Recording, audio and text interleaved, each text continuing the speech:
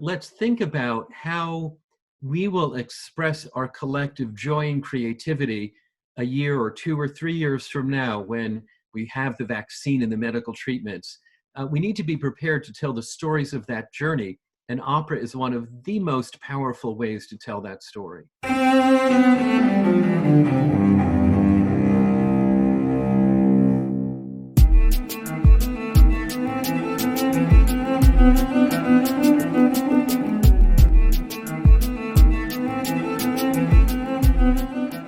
Welcome to Arts Engines. I am your host, Aaron Dworkin, and today's guest is Marc Scorca, who serves as President and CEO of Opera America. Marc, welcome to Arts Engines. Aaron, thank you so much. I'm really delighted to be with you. Oh, it's so great that you're here. I thought I would actually just start off. A lot of times people are interested, with service organizations, kind of hearing about how they view their role.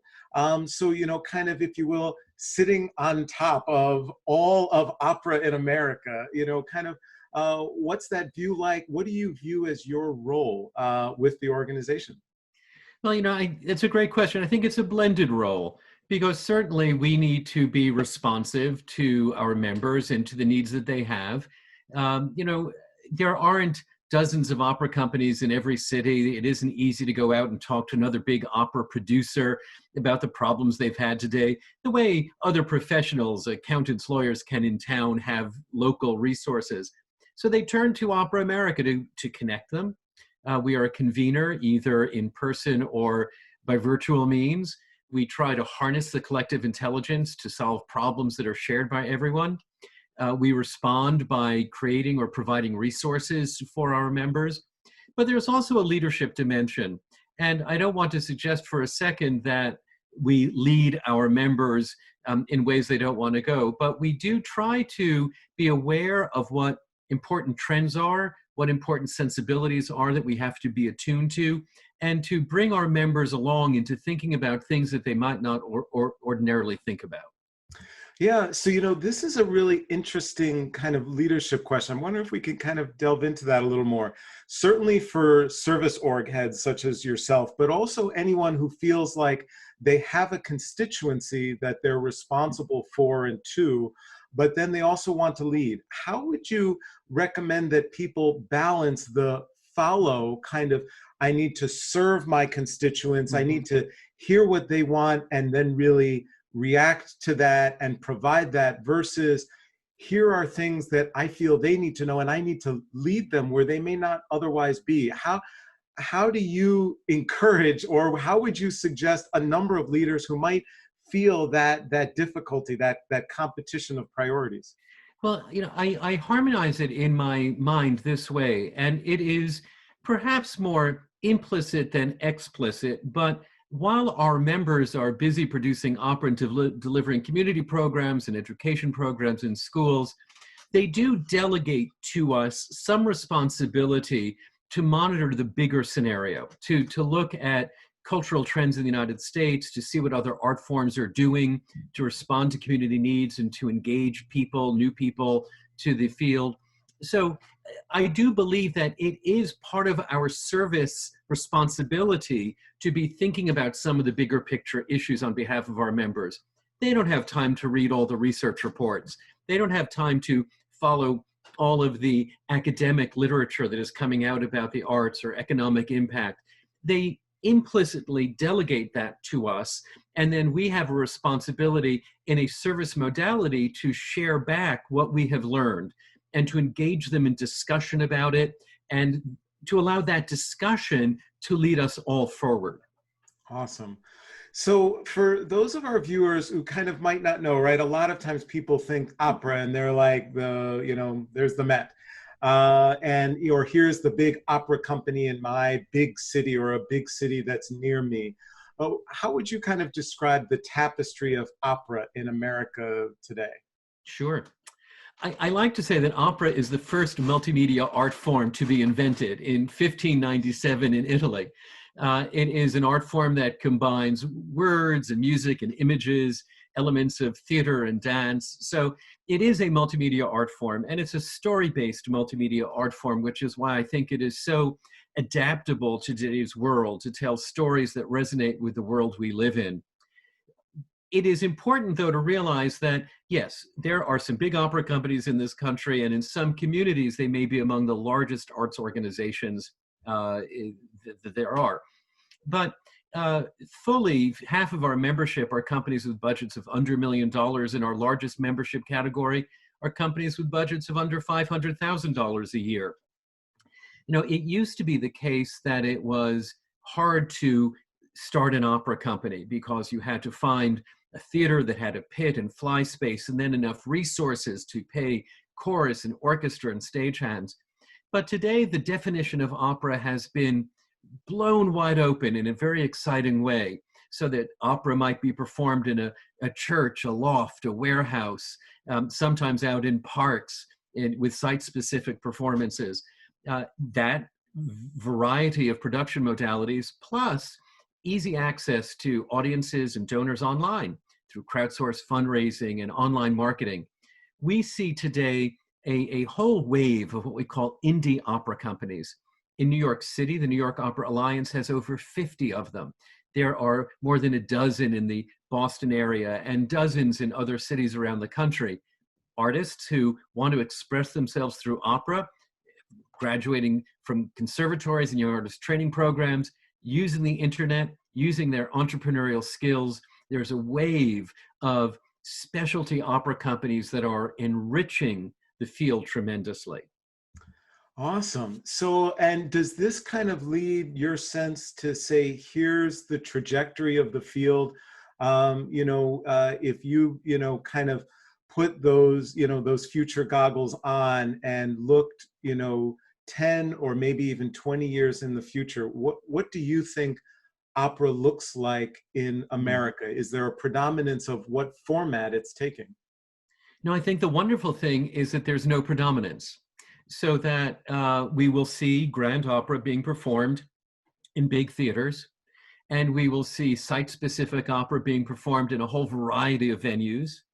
I think we are also at the verge of seeing a 21st century opera that for now, I'm going to call digital opera, where opera is being created for digital platform, not where the digital platform is being used to transmit performances from the stage, but rather where work itself is being created for the digital footprint.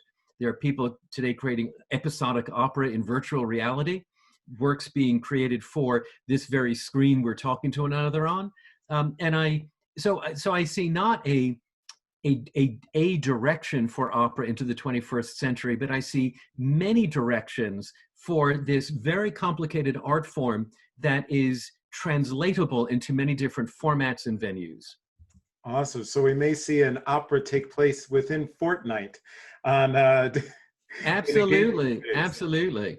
Awesome. Awesome.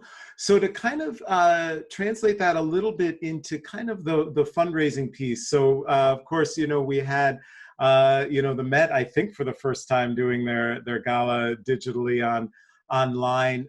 But to kind of speak to, I'm curious, two facets of that piece. Do you see that kind of any shifts in terms of a resource engagement, either because of the pandemic or just the natural trajectory of the field? And also, how do you feel the argument is best made for opera, right? There's always the argument of how do we make the case for the arts with all of the challenging of, basic human needs or, food and shelter, things like that. But even within the arts, you sometimes hear people say, oh, well, opera, they view it as just, this very big, expensive thing. How do you feel that fundraising advocacy piece specifically for opera can best be made? And do you think that the forum for it is shifting? You ask a complex question. And again, I do hearken back to the fact that opera is a multimedia art form and it's a story-based art form. And so many composers and librettists these days want to create opera. I think it's the larger-than-life canvas, the sense that the music raises the emotions of the drama to a level that words alone cannot reach, where the incredible intimacy of the unamplified voice, where all of those connect to be a deeply moving art form that can tell stories today that resonate with the world around us. I think coming out of this incredible societal health crisis, there are going to be so many stories to be told. And opera is an incredible medium through which to explore the human dimension of this crisis, especially the emotions of this crisis. The ability to harness that beautifully trained primal scream about what's going on for all of us right now. Opera does that. So yes, there is an inherited repertoire of the 19th century, early 20th century that is grand and that exemplifies the stereotype about opera. But there are so many more operas. We've seen hundreds and hundreds of new operas being performed in the last couple of decades that deal with lots of stories of today, about sexual identity, about the impact of war, about so many topics that are important to our understanding who we are as human beings. I see that continuing with new force after this crisis as we rediscover ourselves. When we think of the Renaissance, we think of Florence. And Florence is the city where opera was invented. And we just have to remember the Renaissance came after the plague. So let's think about how we will express our collective joy and creativity a year or 2 or 3 years from now when we have the vaccine and the medical treatments. We need to be prepared to tell the stories of that journey, and opera is one of the most powerful ways to tell that story. Wow. That's absolutely profound and awesome. One of the things I always like to do during my interviews is to ask kind of these 3 things. If there were 3 things that you could ideally identify for those who may be seeking performance careers or administrative paths, or any real component within or surrounding opera, are there kind of 3 things you think they should keep in mind or focus on or make sure they incorporate as they try and build that trajectory for themselves? Goodness, 3 things. I know. I think And one of the give me most 3 words. Yeah. 3 words. So one of the most important things I try to share with young singers or young administrators alike is to make sure you have something to say. Why do you want to express yourself through this art form, either as an administrator or as an artist? You don't find a life in opera just to go through the motions of it. If you're looking for a job, there are easier jobs. So if you're going to come into opera, I think it's important to recognize that it's not a job. It is, in a way of life, because we all in the arts, as you know, Aaron, better than anyone, we do during the day what happens at night. We do during the week what happens on the weekend. It's not a job as other people understand jobs. True. So if you're going to make those sacrifices to allow opera to become a part of your professional life, I think it's important to know what it is you want to achieve. What's your vision for it? What stories do you want to tell? How do you want to engage your community? How do you want to make opera belong to your community? And how do you want to make people feel they belong to opera? Don't come into opera just to go through the motions. Come in because you actually have a point of view, a vision. You want to achieve something. Be clear about that. Awesome. That's fantastic. So unfortunately, we're running short on time, but wanted to kind of get a sense, just as a leader and someone, looking at an entirety of a field, yet being on lockdown like everyone else, there must be challenging times. Where do you find inspiration? Where do you find when things just seem, too challenging, complex, they might be overwhelming, but there is a source for you of inspiration? What is that for you? How do you bring that into practice? One of the reasons that I'm in the arts, that I'm in opera, is because from early on in my career, the opera world made me feel I belonged, that I was in a community of people who loved a particular art form, who shared a passion, who shared unreasonable optimism, an unreasonable desire to work hard on behalf of something that was greater than ourselves. And even though these last 6 or 7 weeks have been grueling with more video conferences and webinars that we can shake a stick at, every time I'm connected with like-minded people I've grown up with. I'm blessed to be of a certain age and to have made my career in opera. So the people I see on video, the people I talk to on the telephone, are part of my extended opera family. And finally, I don't do what I do because it's a job. I don't put up with the hours on this video screen because it's what I'm paid to do. I do it because I'm helping my extended opera family, and I want to make us all better, and I want us all to heal, and I want us all to see the other side of this crisis. So it's doing it for the family. Awesome. Marc Scorca, you truly are one of the great arts engines that is powering human creativity in our world. Thank you so much for joining us here on the show. Aaron, you are the same. It's a pleasure to talk to you, and keep up the great work.